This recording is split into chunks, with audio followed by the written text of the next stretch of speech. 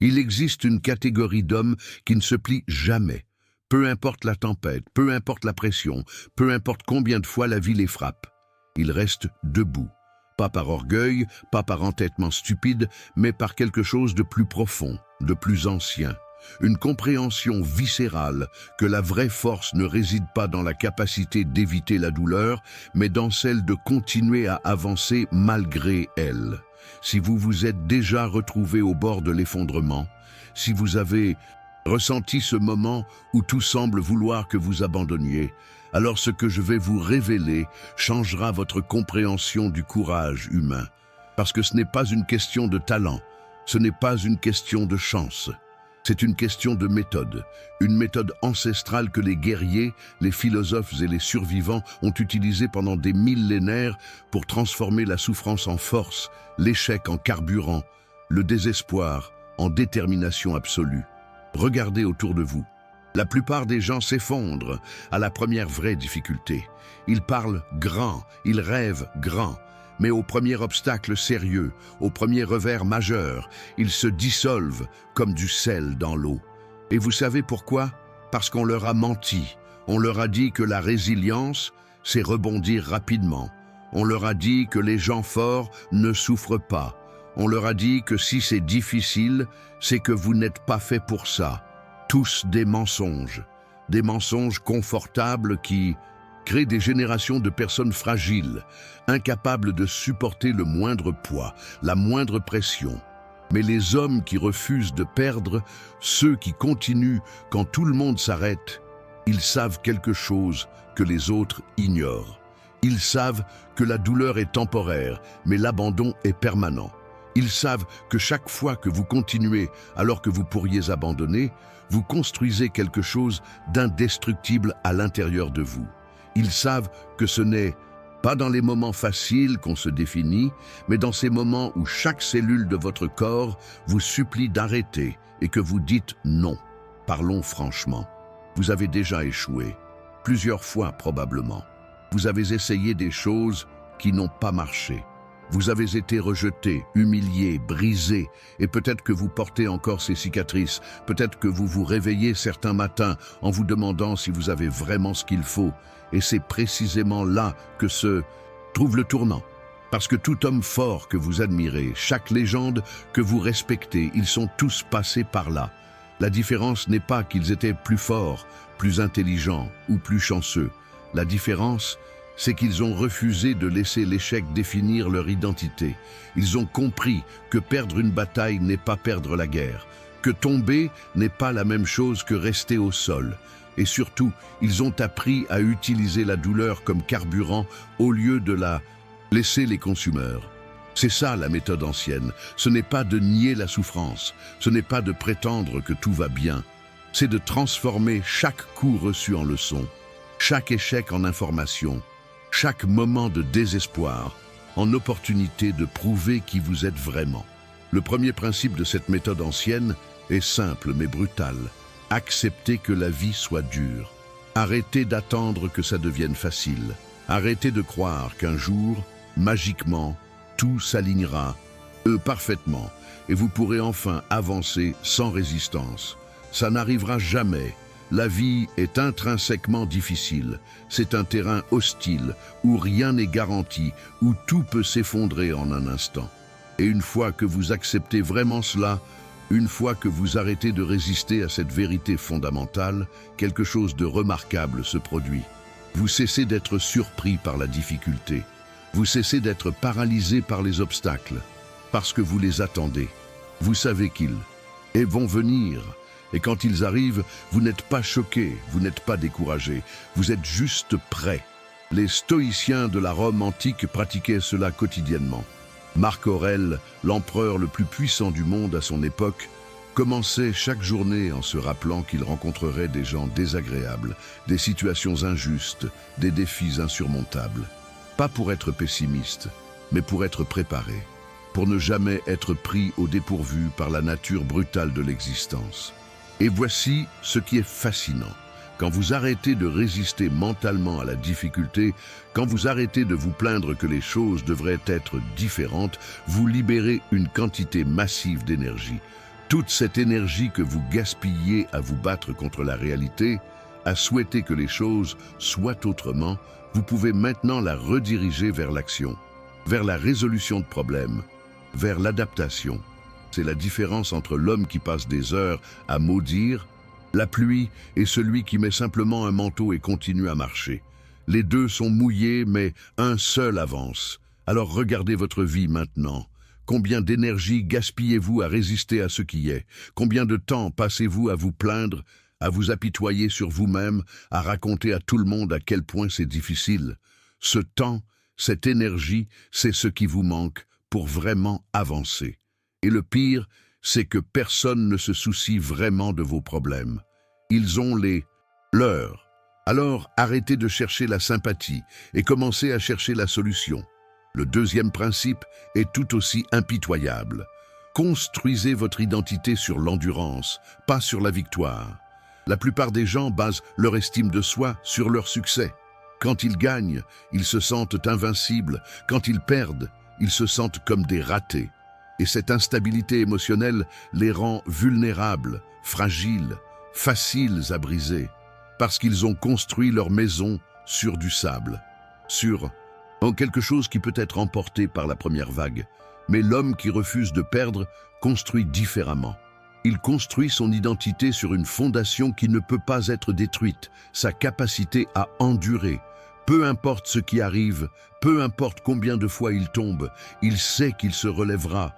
Ce n'est pas de l'arrogance, c'est de la certitude. Une certitude forgée dans les moments où il aurait pu abandonner mais ne l'a pas fait. Dans les moments où continuer semblait impossible, mais il a continué quand même. Ces moments créent une identité incassable, une identité qui ne dépend pas des circonstances externes, mais d'une vérité interne inflexible. Je ne m'arrête pas. Pensez aux marathoniens. Leur fierté ne vient pas de gagner la course, elle vient de la terminer. Peu importe à quelle position ils finissent, ils ont fait les 42 kilomètres. Ils ont continué quand leur corps les suppliait d'arrêter. Et à chaque fois qu'ils franchissent cette ligne d'arrivée, ils renforcent cette identité. Je suis quelqu'un qui termine ce qu'il commence. Je suis quelqu'un qui ne s'arrête pas. Et cette identité, une fois construite, devient votre plus grand atout. Parce que quand vous savez, au plus profond de vous-même, que vous êtes capable d'endurer n'importe quoi, rien ne peut vraiment vous effrayer. Vous pouvez prendre des risques que les autres n'oseraient jamais prendre. Vous pouvez poursuivre des objectifs que les autres considéreraient comme impossibles. Parce que vous savez que, même si vous échouez, même si c'est horrible, même si ça prend 10 ans, vous continuerez. Et quelque part dans cette continuation obstinée, dans ce refus absolu d'abandonner, se trouve votre victoire. Alors qui êtes-vous? Êtes-vous quelqu'un qui abandonne quand ça devient difficile? Ou êtes-vous quelqu'un qui continue? Ce n'est pas une question rhétorique. C'est la question la plus importante que vous devez vous poser, parce que votre réponse détermine tout. Et si votre réponse actuelle ne vous plaît pas, si vous regardez honnêtement votre vie et vous voyez quelqu'un qui abandonne trop facilement, alors il est temps de changer cette identité. Et vous la changez par l'action, une action à la fois. Chaque fois que vous continuez alors que vous pourriez arrêter, vous votez pour la nouvelle identité. Et avec assez de votes, assez de preuves accumulées, cette nouvelle identité devient qui vous êtes vraiment. Le troisième principe est celui que la plupart des gens ne comprennent jamais. Utilisez la douleur comme signal, pas comme sentence. La douleur, qu'elle soit physique, émotionnelle ou psychologique, est un signal. Elle vous indique que quelque chose demande votre attention, que vous êtes en train de pousser contre une limite, d'explorer un nouveau territoire, de grandir. Mais la plupart des gens interprètent mal ce signal. Ils pensent que la douleur signifie « arrête ». Ils pensent que la douleur signifie « tu vas te détruire ». Ils pensent que la douleur signifie « tu n'es pas fait pour ça ». Et donc, au premier signe d'inconfort, ils reculent, ils abandonnent, ils se retirent dans leur zone de confort et y restent pour toujours. Mais l'homme qui refuse de perdre comprend que la douleur est juste de l'information. Elle lui dit « Attention, tu es en train de grandir. Attention, tu es en train de te transformer. Attention, ce que tu fais en ce moment, est important. Les soldats des forces spéciales sont entraînés à recalibrer leur relation avec la douleur. Pendant leur formation, ils apprennent à distinguer entre la douleur qui signale un dommage réel et la douleur qui signale simplement l'effort. Et cette distinction est cruciale, parce qu'une fois que vous savez faire la différence, vous pouvez pousser beaucoup plus loin que vous ne le pensiez possible. Vous découvrez que 90% du temps, quand votre corps ou votre esprit vous dit d'arrêter, ce n'est pas parce que vous êtes vraiment à bout. C'est juste un mécanisme de sécurité, une alarme précoce, conçue pour vous protéger. Mais si vous respectez cette alarme à chaque fois, vous ne grandissez jamais. Vous restez dans les limites étroites de ce qui est confortable, et le confortable, par définition, ne vous transforme pas. Alors, apprenez à écouter votre douleur. Posez-vous la question, est-ce que cela me détruit vraiment ou est-ce juste difficile? Est-ce que je suis en danger ou est-ce simplement inconfortable? Et si c'est juste inconfortable, continuez. Respirez à travers. Acceptez la sensation et continuez à avancer. Maintenant, écoutez attentivement parce que ce quatrième principe est peut-être le plus contre-intuitif. Célébrez la lutte, pas seulement le résultat. Notre société est obsédée par les résultats, les victoires, les accomplissements, les moments Instagram où tout est parfait. Mais cette obsession crée une relation toxique avec le processus.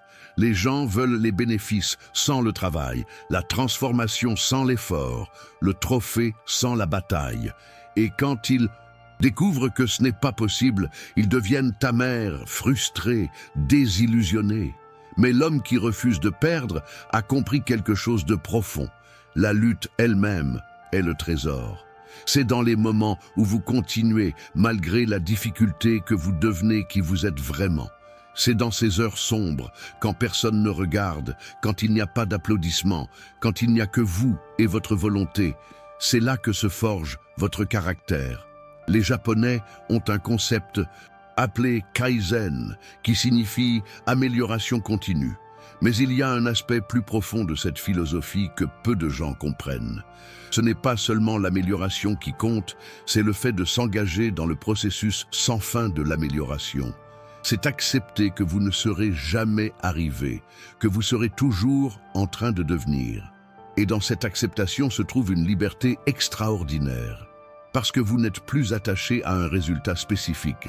Vous êtes attaché au processus. Vous êtes attaché à l'acte de continuer, de persévérer, de vous améliorer millimètre par millimètre. Et paradoxalement, c'est ce détachement du résultat qui vous rend plus susceptible de l'atteindre, parce que vous n'êtes pas paralysé par la peur de l'échec. Vous n'êtes pas distrait par l'anxiété de performance. Vous êtes juste là, présent, faisant le travail, jour après jour, indifférent au fait que ça prenne 1 an ou 10 ans. Alors comment appliquez-vous cela?